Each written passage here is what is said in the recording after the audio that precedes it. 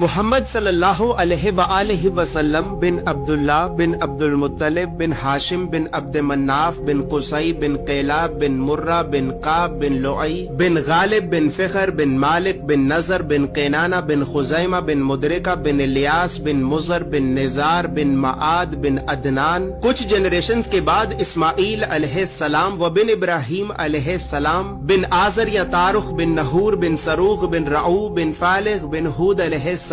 بن شالخ بن ارفخشد بن سام بن نوح علیہ السلام بن لامک بن متوشالح بن ادریس علیہ السلام بن یارد بن محللئیل بن کنان بن انوش بن شیس و بن آدم علیہ السلام۔ دوستو یاد رہے کہ یہ صرف نبی صلی اللہ علیہ وآلہ وسلم کا شجرہ نسب نہیں بلکہ یہ نبی علیہ السلام کے علاوہ قرآن پاک میں موجود تمام 25 انبیاء کرام کا بھی شجرہ نسب ہے۔ اس چارٹ میں ہم نے یہاں پر سب سے پہلے حضرت آدم علیہ السلام سے لے کر نبی صلی اللہ علیہ وآلہ وسلم تک تمام 25 انبیاء کرام کے ناموں کو ایک ترتیب کے ساتھ لکھا ہے، اور پھر ہر نبی کا قرآن پاک میں کتنی مرتبہ نام لے کر ذکر کیا گیا ہے۔ ان تمام انبیاء کرام کو لوگوں کی ہدایت اور رہنمائی کرنے کے لیے جن علاقوں اور شہروں کی طرف بھیجا گیا تھا، تو ہم نے اس چارٹ میں ان تمام علاقوں اور شہروں کے ناموں کو بھی لکھا ہے۔ اور سب سے خاص بات یہ ہے کہ یہاں پر ہم نے سبز رنگ سے نبیوں کے ناموں کو لکھا ہے اور سرخ رنگ سے رسولوں کے ناموں کو لکھا ہے، تاکہ آپ کو بآسانی معلوم ہو سکے کہ ان 25 نبیوں میں سے نبی کون تھے اور رسول کون تھے۔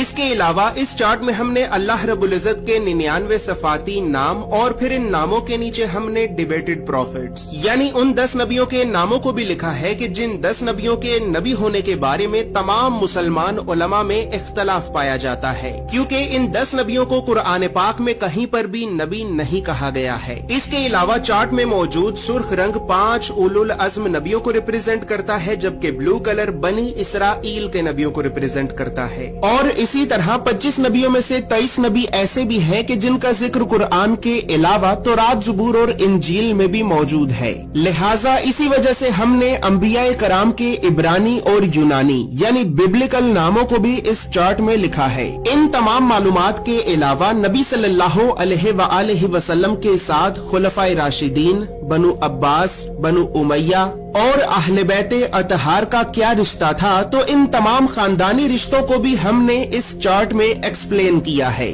اس چارٹ میں موجود تمام معلومات اردو اور انگریزی دونوں زبانوں میں ہی موجود ہیں۔ اور دوستو چونکہ اس چارٹ کو بنانا ایک بہت بڑی ذمہ داری کا کام ہے، لہٰذا اسی وجہ سے ہم نے 1000 سال پہلے لکھی گئی کئی مستند اسلامی کتابوں کا مطالعہ کر کے 1 سال کی ریسرچ اور محنت کے بعد اس چارٹ کو بنایا ہے۔ اور اس چارٹ کو ہم نے اس وجہ سے بنایا ہے کیونکہ بدقسمتی سے ہمارے بچوں کو اسکول سے یونیورسٹی تک اللہ کے نبیوں کی سیرت اور سنت کے بارے میں بتانا تو دور، یہ تعلیمی ادارے ہمارے بچوں کو کبھی بھی اللہ کے نبیوں کے نام تک نہیں بتاتے، اور اسی وجہ سے آج ہم اللہ کے نبیوں سے اس قدر دور ہو چکے ہیں کہ اب نہ ہی تو ہمیں اللہ کے نبیوں کے نام آتے ہیں اور نہ ہی ہماری اولاد کو۔ لہٰذا گھر کے ماحول کو اسلامی اور علمی اعتبار سے بہتر کرنے کے لیے اور بچوں میں بچپن سے ہی انبیاء کرام کے بارے میں جاننے کا اور تحقیق کرنے کا شوق پیدا کرنے کے لیے ہم نے اس چارٹ کو بنایا۔